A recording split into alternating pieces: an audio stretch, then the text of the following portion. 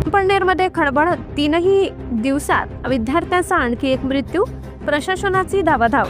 पिंपळनेर शहरातील शासकीय आदिवासी मुलांच्या वसतिगृहात घडलेल्या विद्यार्थ्याच्या संशयास्पद मृत्यूमुळे परिसरात मोठी खळबळ उडाली आहे।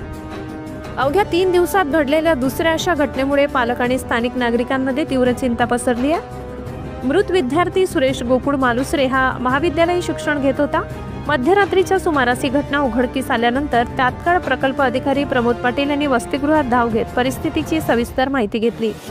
घटनेमागील कारण स्पष्ट झाले नसले तरी वसतिगृहातील मनुष्यबळ, देखरेख व्यवस्था आणि प्रशासनातील त्रुटींवर नातेवाईकांनी तीव्र संताप व्यक्त केलाय। संबंधित कर्मचाऱ्यांवर तातडीने कारवाई करावी अशी मागणीही त्यांनी प्रशासनाकडे केली आहे।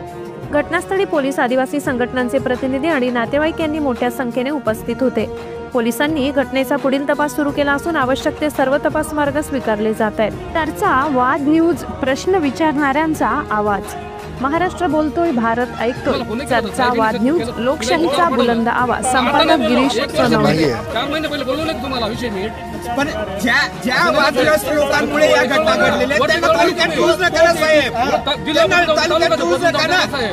त्या बाईमुळे स्वागतल्या एका मुलीने गळफास घेतली, पुन्हा पिंपळनेरमध्ये बसून दिलं। आम्हाला बोला, आम्ही बोलतो ही मॅडम साहेब म्हटलं की नाही पुरी सांभाळू शकत आणि पुरी सांभाळू शकत नाही। रोज उठून म्हटलं दप्तर घेऊन कुठे तुम्ही निलंबित केलं, कुठे निलंबित केलं? ती बाई आज पण काम करून राहिली, इथंच काम करून राहिली।